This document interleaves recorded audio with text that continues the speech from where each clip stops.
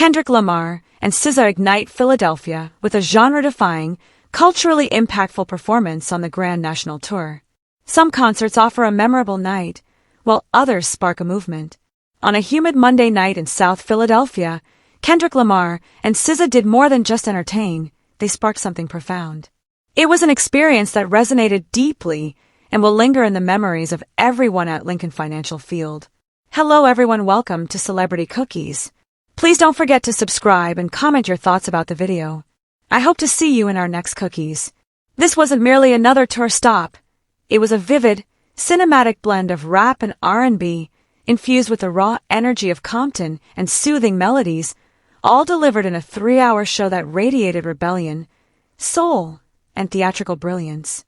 The Grand National Tour wasn't just fulfilling its promise, it was transforming the concept of stadium performances.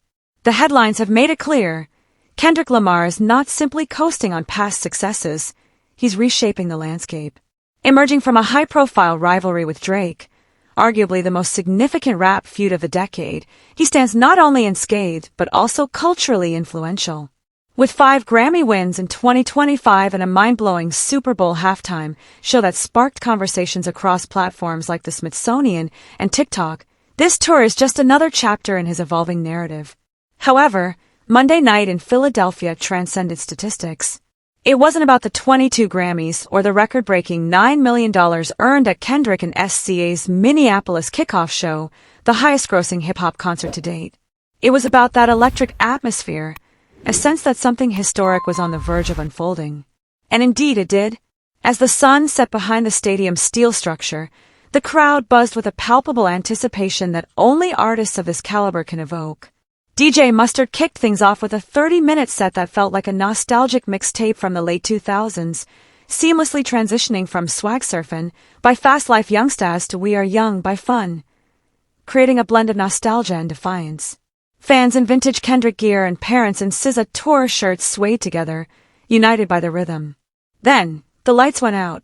A thick fog enveloped the stage as the distant roar of an engine echoed from below the arena. Emerging from the mist in his iconic Buick GNX, Kendrick Lamar appeared like a cinematic apparition, part warrior, part prophet, part West Coast rebel.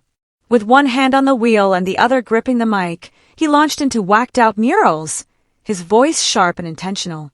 There were no fireworks, no dancers, no gimmicks, just powerful lyrics and commanding presence. That was how he set the stage. What followed was an exemplary display of storytelling and sound creation.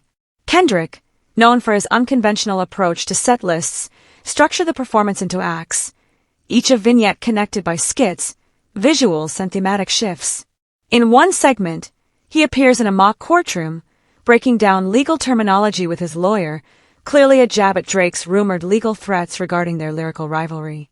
In another moment, SZA is projected on screen, correcting the pronunciation of her name, effortlessly addressing the criticism surrounding her romantic life with a playful smirk.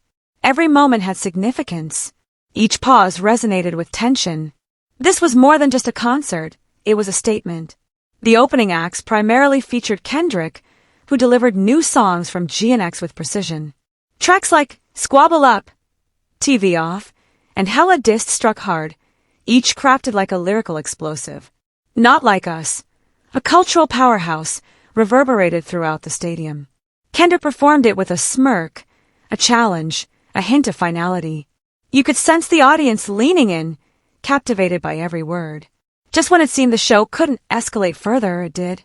SZA appeared not from behind a curtain, but atop the same moss-covered GNX Kendrick had just exited. Bathed in ethereal light and standing barefoot on the car's hood like a contemporary goddess of nature, she launched into Love Galore with a smooth confidence that signaled this was no mere guest appearance. It was a full-on takeover. The visuals transitioned from urban landscapes to enchanted forests. Digital vines crept across enormous screens. Fireflies flitted between animations of oversized praying mantises and other surreal insects. It was stunning, bizarre, and quintessentially SZA. She moved with grace, exuding charisma. Songs like Broken Clocks, Garden, Say It Like Dat, and Low transformed the stadium into a moonlit meadow. During Garden, she even rode a giant mechanical ant, whom she affectionately named Anthony, across the stage, beaming like a child in a candy store. Remarkably, it felt completely natural, just like her. Vocally, she was unparalleled. Even when she slightly missed a note during Normal Girl, her recovery was so smooth and genuine that it made her seem even more relatable. With every note, she reminded the audience that she's not just a singer, she's an entire universe. By the concert's midpoint, the distinctions between R&B and rap, as well as masculine and feminine energy, began to dissolve. Kendrick returned for their collaborative performances, All the Stars, Die Hard, Satellites, each song serving as a cosmic link between two distinct worlds that somehow harmonized perfectly. This contrast was what made the show so captivating. Kendrick is a storm, sharp, intellectual, unyielding. SZA is a river, fluid, emotional, unfiltered. And when their energies collided, it didn't feel abrupt, it felt destined. The production was impeccable, subtle yet purposeful. The screens didn't merely display graphics, they conveyed narratives. Lamar's skits weren't just filler, they served as the connective tissue of the story. SZA'S whimsical elements, like vines and bugs, were not just quirky props, they represented her own mythology brought to life. From the mechanical ant to the staged courtroom scene, and the black and white surveillance footage of Kendrick being watched by industry insiders, everything had a profound significance. Even the fashion contributed to the experience. Kendrick donned military-style attire, wearing black tactical vests and steel-toe boots, prepared for battle, even if it was metaphorical. SZA transitioned between safari-inspired looks, Renaissance romance, and streetwear with a butterfly motif. The costume changes were not over the top, they were transformative. The audience was relentless in their enthusiasm. Each time Kendrick delivered a line, you could sense a collective release of breath. When SZA hit a high note, it resonated deeply, like a tuning fork striking the soul. They sang every lyric, screamed, and cried. One fan collapsed during Mother I Sober, only to be lifted by fellow concertgoers as SZA moved into Kill Bill. It was a shared moment of catharsis. By the time they reached the encore, the emotional intensity of the performance was palpable.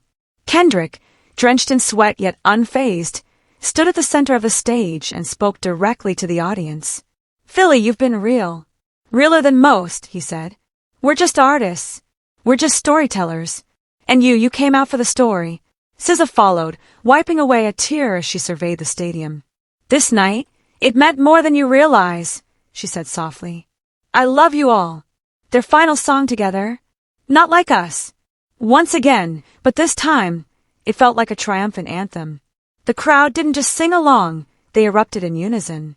Together, as one. When the lights came up, the audience didn't disperse.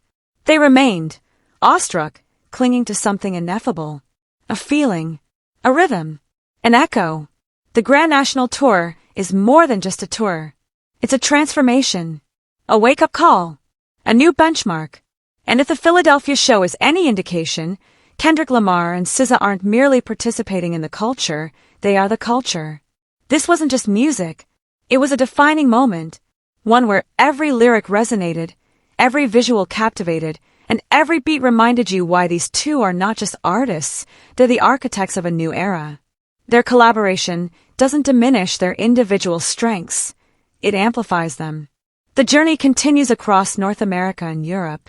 Cities will buzz, charts will rise, think pieces will emerge, but nothing will replicate what transpired in Philadelphia that Monday night. Because that wasn't just a concert, it was a coronation. I'd love to hear your thoughts on this situation, so please share your opinions in the comments. Also, don't forget to like, subscribe, and turn on notifications to stay updated on the story.